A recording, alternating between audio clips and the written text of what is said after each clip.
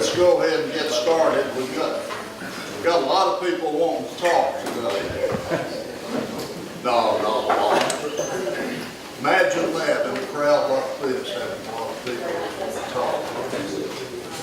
Seriously, this time, Bill, would you lead us in prayer, please?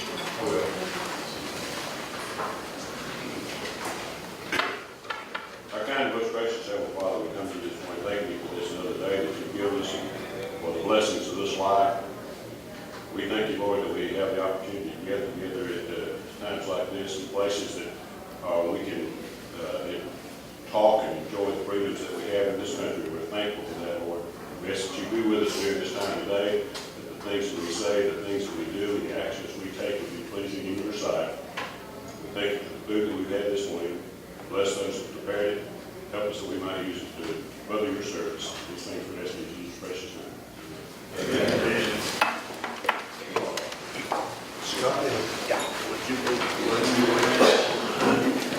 Salute the pledge.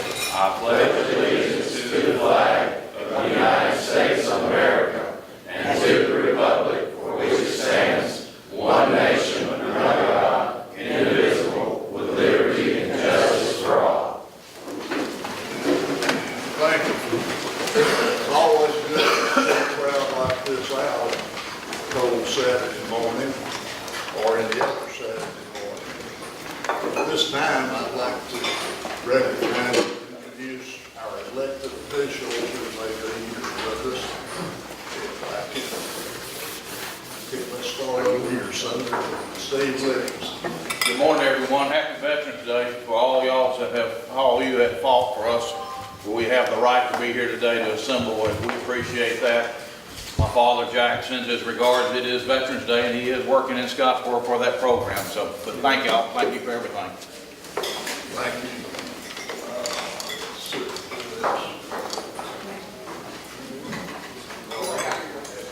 Jeff McCurdy, who's the councilman at Henniker. Happy to be here today. Who else am I missing?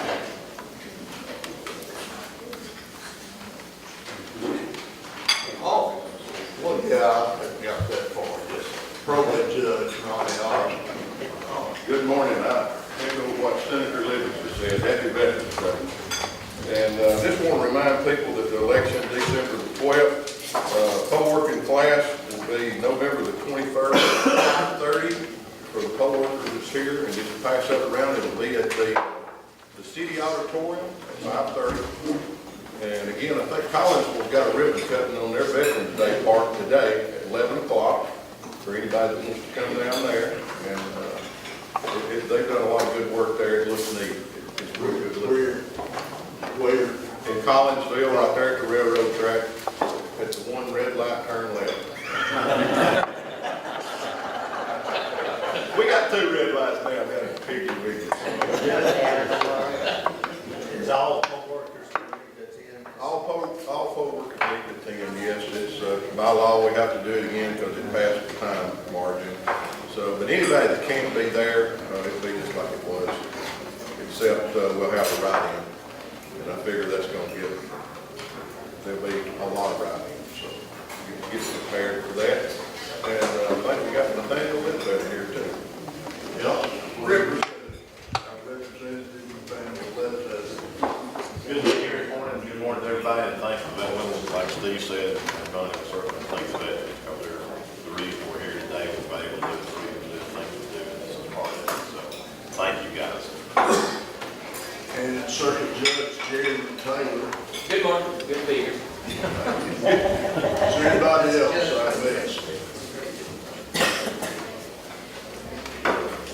Okay, Mr. Red Taylor, Jerry's father, is the city councilman. Fort Platte City Council, good to be here, good to see everyone. Anybody else? Okay, I know we've got some local candidates here and other candidates. I will start on this side of the room this time. Scott Lloyd, candidate for circuit judge. Good morning, I'm Scott Lloyd. I'm the Deputy District Attorney. I've been for over 20 years. I have over 21 years total legal experience, and I'd like to work with you as a circuit judge. Thank you. Thank you. Lester Black is a candidate for county commissioner, District 4. Jack, I'd just like to say thank you to our veterans, appreciate what all they've done, and give my time to our speaker today. Thank you. Jeff is a candidate for circuit judge also. I'm a candidate for circuit judge, place 2, lifelong resident here in DeKalb County. I have 8 years legal experience, but I was a teacher here in DeKalb County for 12 and a half years, so I appreciate your consideration, your vote, Chief. Thank you. And of course, they didn't mention it, and I didn't either, but I know that Senator Livingston and Representative Ledbetter are both candidates for the election, right? I believe they will be. Yes, sir. Andrew Harrison's candidate for circuit judge. Thank you, Jack. Good morning. I'm Andrew Harrison, candidate for place 2, circuit judge.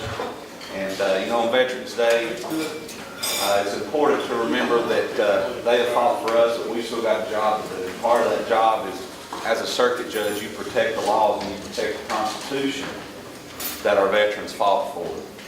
And I think that's important in times where the values that we hold dear are being attacked and socialism is being crammed down our throat. I think we need judges that will stand up and guard our Constitution and guard our values, and I will do that. I'm proud to be a conservative. I'm proud to be here this morning, and I'd ask for your vote and support. It'll be June 5th, so it's a while away, but we all got started early, didn't we, Jack? So but it's good to see everybody, and thank y'all for being here. Thank you. Somehow I missed Michael Edmondson back there, who's a candidate for sheriff.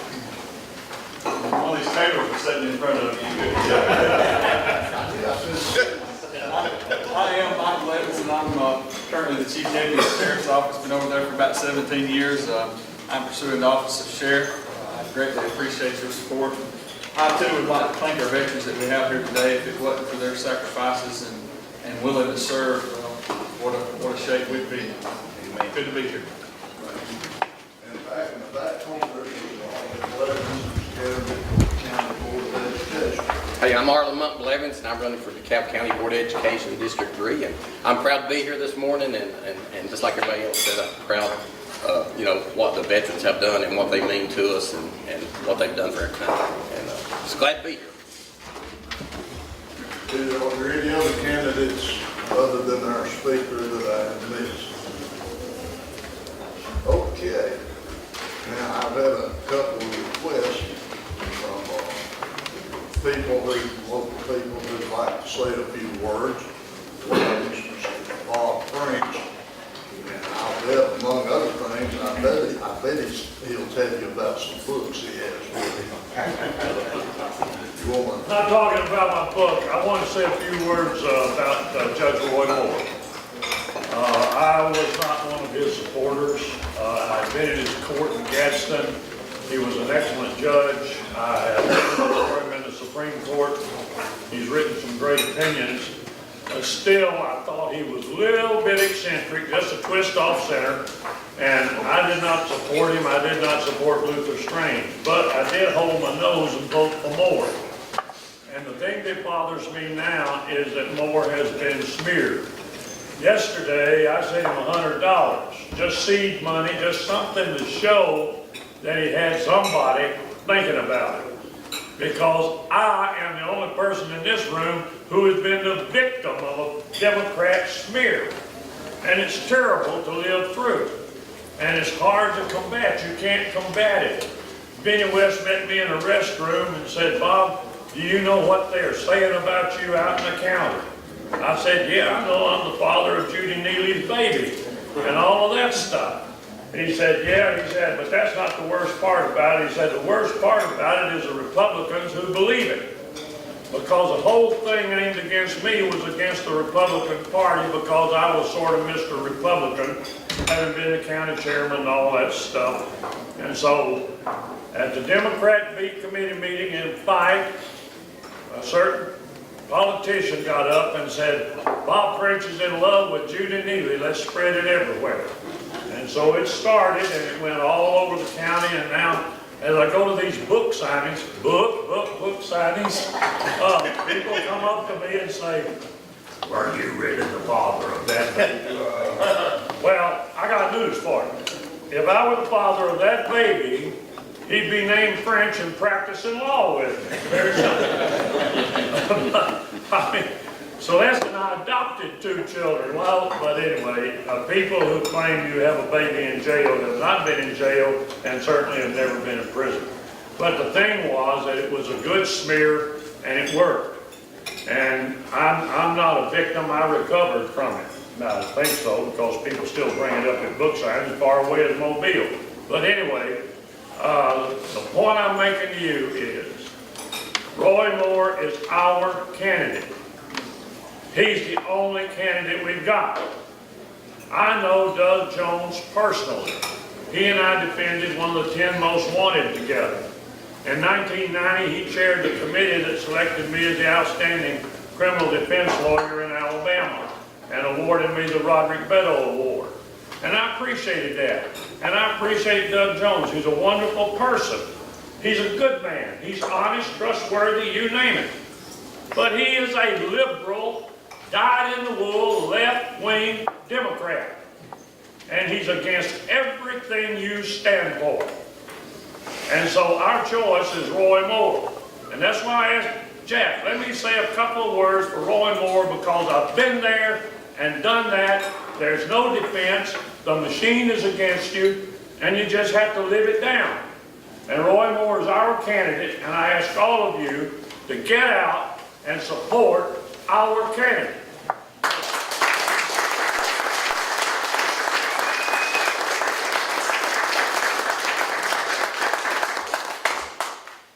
Thank you, Doc. Was there anybody else who wanted to say anything? Okay, good. At this time, I'd like to introduce our speaker for today.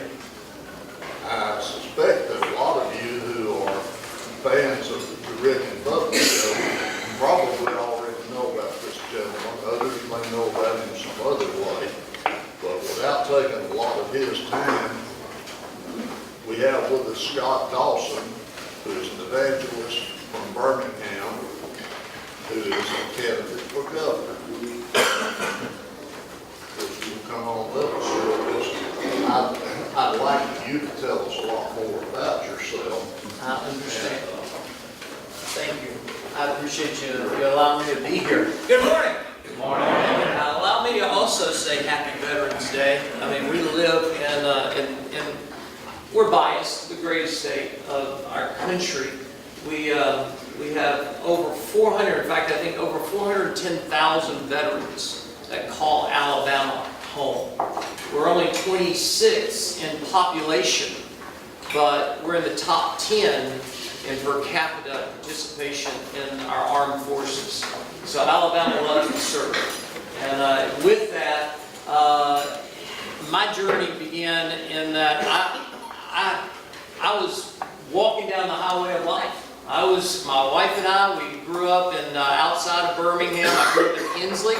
Went to Inslee High School. My wife went to Midfield. I went to Stanford University. Graduated with a Master's of Divinity at Beeson Divinity School in Birmingham. And we started a ministry. It's a nonprofit organization. We work with students. We have a student conference up in Pigeon Forge with about 12,000 students. We work with Major League Baseball, the National Football League, and life was really getting good because we shipped our youngest daughter off to college. We were empty nesters. We were supposed to see the world, and then all of a sudden, I'm running for governor. Okay, how did that happen? It was birthed out of a broken heart. I just got to the point where what I was seeing going on across our state, I was like, man, this can't happen under our watch. We all know, we just don't like to think about it. 3 of our last 5 elected governors have been arrested. This is Sweet Home Alabama. And so, yeah, we almost have to apologize to them, you know?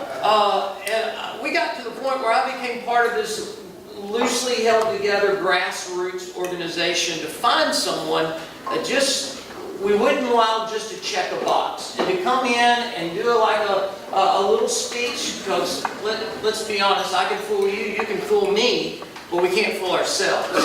And to vet the candidates and to really struggle with people who can make the hard decisions and have some type of an authority in their life. Man, to my surprise, everybody started looking at me and saying, well, we believe you're the one. To which I replied, no, thank you. Thank you, but no. And I tried to say it any way I could. And then they said, well, why don't you just pray about it? Now, for those of us in the faith community, we know when a preacher says, just pray about it, that's preacher talk for you're going to do it. You just don't know it yet. Y'all been there, all right? You're teaching that class because of it, aren't you? But, and so I started praying through it, and it became so overwhelming in my life. I was like, for a time such as this, to serve. I'm not looking for a career change. I'm not in a midlife crisis. This was just birthed out of a broken heart. In fact, as I read the book of Nehemiah, many of you have read it. I've read it multiple times. I thought it was one of the best leadership books, and it's in God's Word. But as you know, it's about building a wall. But I missed it. I always thought in my mind that Nehemiah was the coach. He was the guy, let's go out there, let's do the impossible. But if you read it, you know what happened to Nehemiah? He wasn't a construction worker, by the way. He was a cupbearer. God took him out of his place of security, out of his place of expertise, and moved him into a situation to do the impossible. The 3 steps that I saw that God just kind of laid it out before me. His heart was broken. He had a vision for what needed to happen, and people came along beside him. And as we walk through this journey, I've seen all 3 of those come together. A heart that's broken. It's not running against other candidates. In fact, I'm going to say something to you this morning. I want you to vet whoever you choose to support, including me. I mean, I think we've got to vet these candidates, because if all we're doing is running against each other, isn't that a shallow victory? My daughter, who's a freshman in college, she went through a breakup, okay, with her boyfriend. Now, I'm fine with that. In fact, I'm great with that. I am so good with that, okay? As she went through the breakup, I kind of taught her a parental lesson, and now God's just kind of bringing that into this campaign. I told her, I said, Hope, if you find a young man that just wants to win your heart, he's a conqueror. And what's going to happen is he's going to conquer you and then eventually move on to something else. In 5 years, you're going to wake up in this dead-end relationship and go, how did I get here? But I said, if you find a young man that wants to cherish your heart and will honor you, and wake up and go, how can I make this the best thing possible? Then you found something rare in life. And what I've realized is if you get into politics and all you're doing is running against other candidates, it's the people of the state who suffer. You've got to run for something, not against other people. So, I mean, we're making some pretty, I think, bold moves. This is Rick Renshaw, our campaign manager, and we kind of walked through this, and I said, you know what? We're not going to take any money from any industry that a teenager cannot participate in. Now, I'm not going on a social crusade against anyone, but ladies and gentlemen, for 30 years of my life, I've invested it with students. And I can't have them look at me and go, hey, you get into politics and everything is just thrown into the wind. Again, I'm not going up against anyone. I just want to understand that these students have listened to me, that we don't just lose our integrity and compromise any way we see fit. I think it's found in running the race. Second, there needs to be no negative acts. In fact, I'll make a commitment that we will not run a negative ad. I'll go one step further, that if I see a negative ad that we don't do that comes out, we'll be the first one to try to come out and pull that, because we don't need any. You see what's going on. By the way, Bob, you did an excellent job defending Judge Moore. I'm never in a situation, I want you to speak for me. If you don't mind. Oh my gosh. I was like, no one's going to talk after that guy. So negative ads are going to be thrown away. And as I was thinking this morning, I know it's Veterans Day, and I know you've had a breakfast, and I know there's football going on. So, and we love our football. I did some study, and I realized the first college football game ever played, 1869. You look it up, the two teams, Princeton University versus Rutgers, there were 100 people present at that game. You know what's so ironic? If those two teams played today, they'd probably have the same attendance. That's a different story. But there's going to be hundreds of thousands of people down on the plains and over in Starkville for our teams, and we got other great colleges. Don't throw stones at them. We got lots of good colleges, but I know you want to get out of here. So I started thinking, you're probably sitting there for me, and you're going, all right, if I were you, what would I want to see? I probably want to find someone running for governor with character, and I think you can't overstep that. When you realize the stats of what we've already shared, 3 out of 5 of the last elected governors, we can't overstep character. Now, I will go out on a limb and risk your vote, but I think you need to know I make decisions based on a biblical worldview. Now, when I say that, people go, whoa, we're not creating a theocracy. Got it. I understand. If elected, I'm not going to replace the Capitol dome with a steeple. I'm not going to make everybody believe like me and live like me. We live in a free country. But I want you to understand, when you make decisions based on a biblical worldview, Scripture teaches you to treat everyone with respect. That word respect means to hold in high regard. You got to ask yourself, when did we allow civility to die in our country? There was a time when you could sit across the table and you could agree to disagree, but now it is almost like if you disagree with each other, you become enemies to the nth degree. Ladies and gentlemen, I would also say, if you're sitting there going, man, I can't believe you're going to say you make decisions based on a biblical worldview. May I just remind you, anyone who sits in the governor's chair will make a decision on some sort of worldview. I'm just willing to come out in front of you and say, if we're going to steady the ship, what I believe, if we've got to change the course we're going on, you got to have some type of a moral rudder to guide you in these stormy seas. So I think the first thing you're going to ask yourself is the guy or a lady of character. The second thing is competence. And that's probably when you're looking at me and go, hey, Scott, you're not a politician, you're a preacher. You don't know anything about politics. To which I'll remind you, I've worked in church for 30 years. I know everything about politics, okay? I mean, I could probably teach the politicians about politics in church, but that's a different story. When did we get to the point where politicians is a special few? It's supposed to be about public service. Every candidate that stood up, and it's not about holding a title, it's about serving people. It's about getting in there and do your job and get out. I told somebody, I'm there for 4 years. If the Lord gives a vision for another 4 years, I will stay there the maximum 8, because second-term governors hadn't had a real good track record in our state. But I love what I'm doing. I just feel like right now, we're so, I've never seen the morale so low across our state.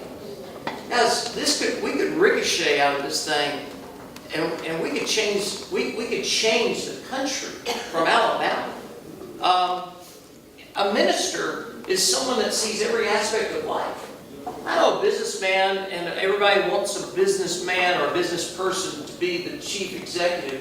But can I just submit to you something? As a minister, we see birth, we see death. We see joy, and we see crisis. We see success, we see failure. We see everything about it. I'll be the first one to tell you, I am learning policy by drinking water from my fire hydrant, okay? But I'm telling you, you can learn policy, but you can't learn character. And the future of Alabama is not found in just the latest policy. The future of Alabama is in the people of Alabama. You got to have somebody that can lead the state. I would just also say in ministry, if you don't know business, you're not going to be in ministry long. If you can't read a balance sheet, if you can't understand cash flow, if you don't know profit and loss, you're not going to be around long. And honestly, you bring a team together around you. I've got people around me and at the ministry that are much smarter than I am. If all we're going to do is send another professional to Montgomery to fix everything, we're gonna be in the same situation. Let me tell you, the reason why I know this, when I got into this, I was like, who was the last governor elected without any prior political experience? Anybody want to take a chance? Y'all probably know this. I had to search it out. Anybody know the last governor elected without any prior political experience? Who? Bob Jenkins, very good. 1978. 78, he came back and ran again and won a second term later on. But in 78, so what I did was I was like, I got to find out about this guy. And so I went on eBay and there was a book named Fog, okay? It was published in 1990, so this is not fake news. This is actually published material. And I was reading it, and when I called out to my wife, I said, Terry, you're not going to believe this. In the book Fog, here's what it says. In 1978, when he was elected governor, there were 3 issues he had to address. You know what they were? Prison overcrowding, roads, and education. Does that sound familiar to y'all? I mean, for 40 years we kicked the can down the road, and if you've been driving on the roads in DeKalb, we're running out of roads. I mean, we got to start fixing these. John Maxwell says the definition of insanity is doing the same thing over and over again, expecting different results. And I got news for you. If we just elect the same people over and over and over again, expecting different results, shame on us.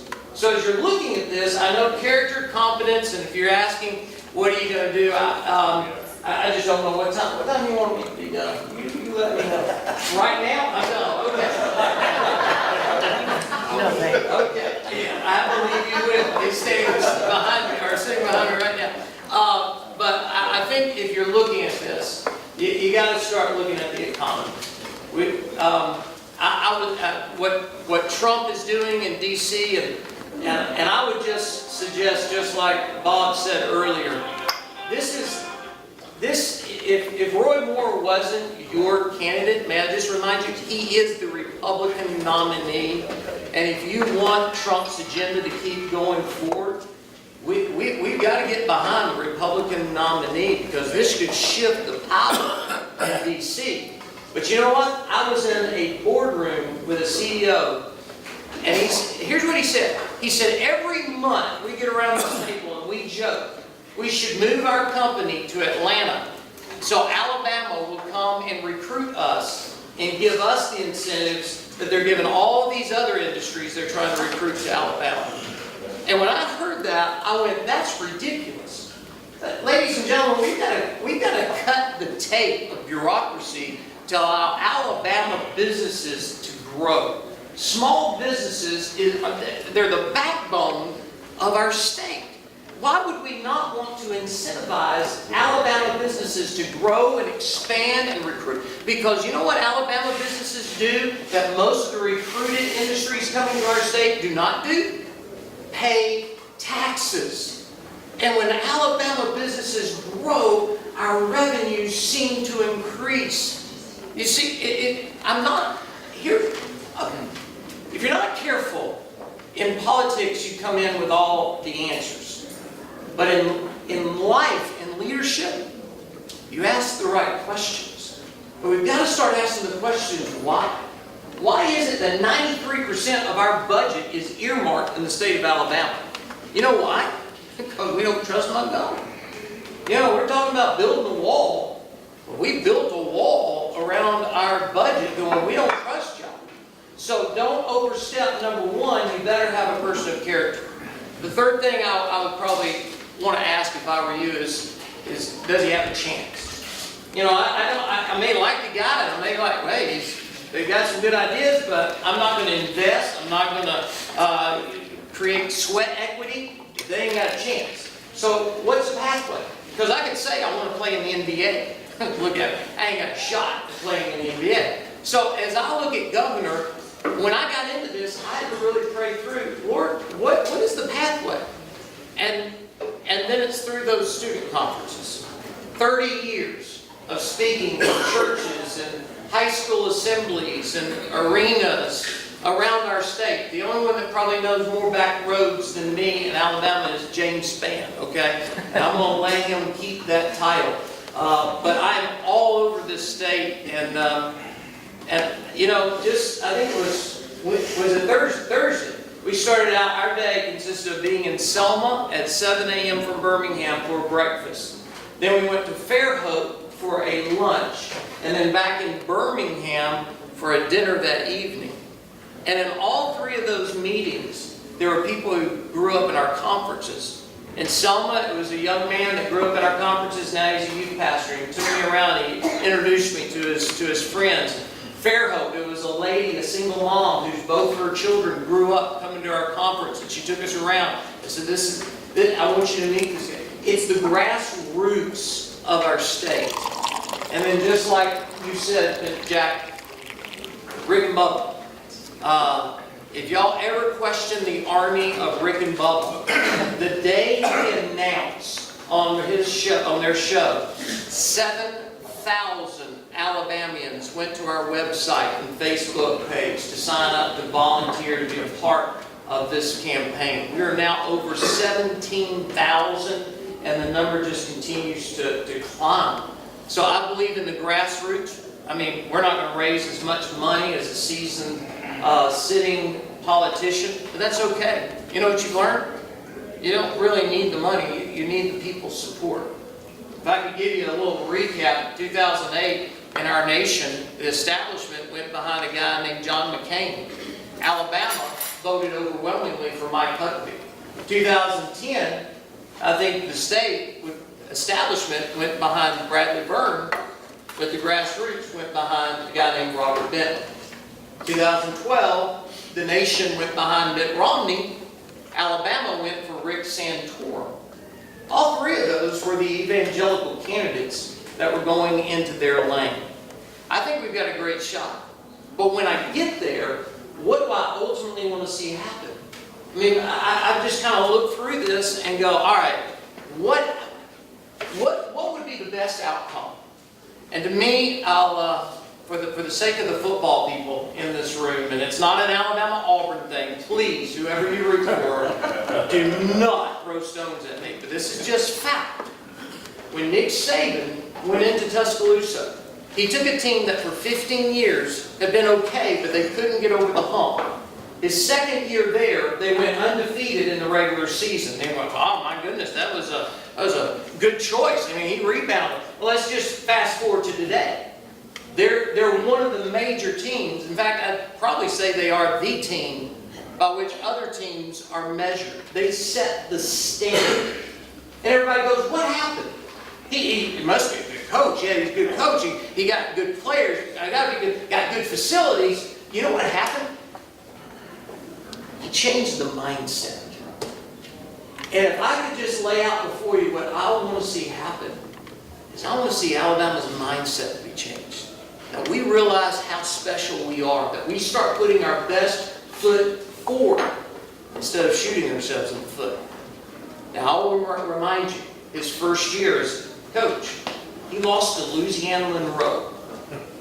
So I just want you to know I'm going to make some mistakes. I know the camera's running, so I will make some mistakes. I'm going to trust you to be nice to me, okay? No one's infallible. But I promise you, every single morning when I wake up, it will be to cherish the people of Alabama. Now, I'm a preacher, so you know I've got to come down to the invitation. So, I'd love to have your vote next year, and I'd love to have your support. This is the first time you've ever heard of me. I understand. You want to kick the tires, you want to vet, please do. But if you have heard of me, you have seen us, I promise you that, again, there's not a perfect person in the world, but my wife and I, married for 25 years, 2 incredible kids. And I just promise to work as hard as I can every day for the state of Alabama. Thank you so much.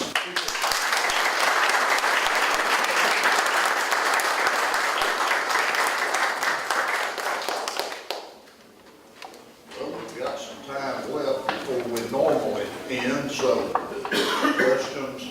Oh, sure. I just didn't want to. I didn't know what time the first game was. Play something tonight. Does anybody have? That's one thing I like to try to swallow, go wrong with yours. If today was the last altar call, how would you vote? So, I'm so sorry, sir. If today was the last altar call, how would you vote? How would I vote? Anybody. Think of the Lord before you vote. Oh, okay, gotcha, yes, sir. I was like, how would I vote? Vote on what? Okay. Roy Moore, all right. Any other questions? I'll take any questions you got. I may not know. I'll be the first one to tell you. I don't know, that's a good question. Yes, I have a sir. question. So, you mentioned this briefly when you were speaking, but I think one of Alabama's biggest struggles we're facing right now is our reliance on federal funding. Over half of our funding comes from the federal government, and with that comes a lot of very specific earmarks. I think over 93% of our budget is earmarked. So, to me, that costs us our sovereignty as a state to an extent. So, in your role, what would you do to reduce our reliance on federal funding? Yeah, it's hard to say you're a sovereign state when you're literally just at their beck and call for the federal system. 93% of our state budget's earmarked. By the way, I don't know if y'all know this, the second state highest earmark is Michigan at 62%. The average across our country is in the 20s, low 20s. So you take all that, and Alabama's at 93%. So what you have to do is you have to evaluate. You have to literally put all those on a list, and you have to evaluate what is indispensable and what are the ones that are just not working for today. And you have to rate them. You have to make some tough decisions to go, you know what? Here's what I've learned about entitlements. We're all against entitlements until we start getting something. And then it's very hard to say, you know what, this is not the way it should happen in our society. You got a lot of these situations with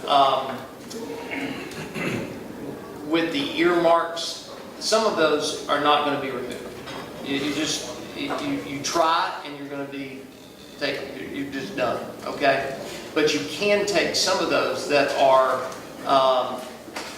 not essential to everyday life in the state of Alabama. I think one of those has happened with the special interest groups. We have so many associations that have gotten themselves into our budgets that we've got to start removing some of the special interest groups. So we start focusing on the state of Alabama. Federal earmarks, that is one of those where I don't think there's an easy answer. I mean, I'm trying in my head to try to come up with something that I could give you in 30 seconds that would be a sound bite or something. There are no simple answers in that one. There is simple that you've got to evaluate, and you've got to make the hard decisions to remove those from our budget. So, good question. Any other questions? Yes, sir. You mentioned that today that there seems to be no compromise. You're just for or against or whatever. But 9 years ago this week, a dark cloud come over this nation. And that immorality come out of the nighttime, come out of the closet into the daylight. That is the reason I believe that there is no compromise, because that is the mainstream, just like today against Roy Moore. We have this dark cloud. And that's why there's no compromise. You got immorality against morality. I do agree with you. I think it goes back even probably later to that when on national television we heard the phrase, what does is actually mean? I think it goes back to that when we were like, what do you mean, what does is mean? Is, you know? But it began everything in a situational ethics mandatory mandate in D.C. So let me just share one thing with you, because I'm here. What do I hear around the state? Lottery issue. Everybody wants to know what's your position on the lottery. And my response is, as a dad, my son, who's 22, broke, came to me and said, I need some money advice. I'm not going to look at him and say, go out and gamble. I just can't. But the only time I hear the lottery mentioned in the state of Alabama is because of an economic resource that could come to our state. And to which I'm going to submit to you, if all we're trying to do is raise some money, there's a lot of things we could legalize. If all y'all want is just more money, but I don't think that's where we want our government to go. What I think you gotta do is look at it. If right now, you've got $5, you can buy bread and milk. If we brought a lottery into the state of Alabama, probably some of you could afford 5, 10, 100. But that person that only has $5 is gonna spend $4 on the lottery, and he's gonna have $1. Well, how's he gonna fend for his family? It's gonna come right back on the state. I think the second thing I would say about that is we've already got 93% of our budget earmarked because we don't trust what's going on. If we influx hundreds of millions of dollars into our government, do we just think somehow, mysteriously, people are going to start acting right because they got more money? I mean, it's going to be sucked up so quickly it'll make your head spin. And I think the other thing I did was I went out and looked at Georgia specifically, at their education lottery, because that's what everybody was saying. We've already voted this down twice, by the way. How many more times are they going to be bringing it back up? But they'll go, it's education, we've got to help the kids. Well, you go over to Georgia, you realize they don't have enough money for every kid to go to college, so they have standards you got to meet. Well, you know who doesn't meet those standards? Rural kids, inner city kids. So rich kids get to go to college on the backs of poor individuals. I think you got to study this and go, what do we want to see economic prosperity in the state of Alabama? And if we could set businesses free and all of a sudden revenue is increasing in our state, we don't have to worry about an educational lottery. We'll lead the country. In fact, I'm going to say this to you. I love being in one of just 4 states that don't have a lottery. I think it proves Alabama still has values. So that's my 2 cents on that. Any other questions before we go watch football? Or cut the grass. This is your last Saturday to cut the grass. Hey, I got up way early and had a lot of caffeine, if you can't tell. I am ready to go there. All right, thank y'all so much for allowing me.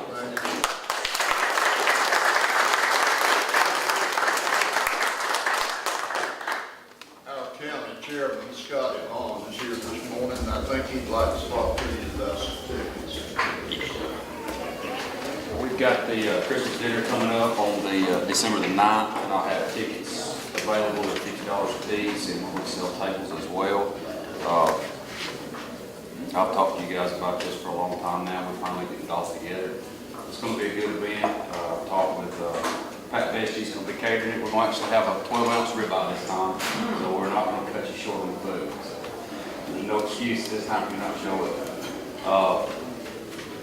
Everything's going good. We're going to have our executive committee meeting 14th, which is next Tuesday, and I hope all you guys can come. If you're not on the executive committee, come hang out with us. We're going to try and bring some toys for tots, and an Alabama Auburn theme kind of thing. So, you know, wear your colors, and then we'll see who brings the most toys and make a good donation. We're also going to have Judge Roy Moore in DeKalb County on the 27th.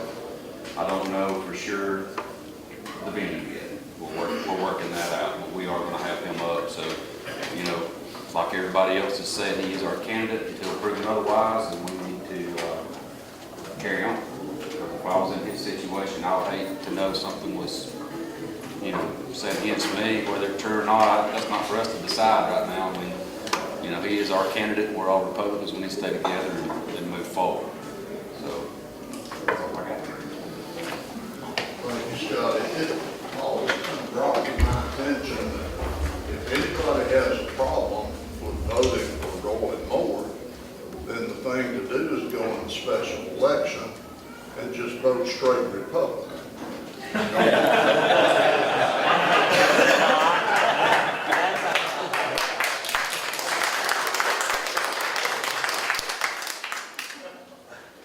Anybody else have anything to say? Do that in June too. Real quick, we brought some yard signs. I've got 5 over here, but I've got many more in the truck. If you'd like a yard sign to take with you, please see me or just take what we got here and get some more. We also have 2x4s and we've got 4x8s. So if you've got a big piece of property on a highly traveled road, what I would encourage you to do is on these cards that we've left out here, please connect with us through www.scottdawson.com. sign up through that, or on his Facebook page, because we're on that with social media. So if you would, connect with us through that, contact us, say, hey, we've got a great piece of property, bring a 4x8 or a 2x4 or whatever. And then we've also got some more cards, so if you have a business, or if you want to take them to Sunday school or whatever, see me, I'll give you a stack of cards you can take that way. So really appreciate you checking our website out and getting the word out, grassroots wise. Thank you. Thank you. Oh, one other thing, let me mention to any of you who don't know, our county party has a headquarters here in Fort Payne. It's at 222 North DeKalb Avenue. That used to be the Merle Norman store and shop, right in the middle, right downtown Fort Payne. We don't have a schedule right now for when it's going to be open or closed, but you can depend on this when there's something going on, like the Veterans Parade yesterday, or third Saturday, or anything like that going on, Christmas parade. I think you can count on the headquarters being open with some coffee and donuts, cookies, whatever. So drop by any chance you get. I'm sure before too long, they're going to be working on setting up a schedule to have it manned and opened on a regular basis. But in the meantime, We're also going to have a phone number as of Tuesday for the reports, and we'll have internet going too, so if you need to stop by, if you're a candidate out and about and need to send some emails or a something. little bit louder. I said we're going to have a phone number and internet going Tuesday. So the phone number, I think it's going to be 979-1GOP. I think it's going to be the Okay, thank you, Scott. Anybody else? Anything? Next month, our speaker will be Attorney General Steve Marshall. So I know December is a busy month, but I hope you can all find time to come out here on the second Saturday morning and bring someone with you.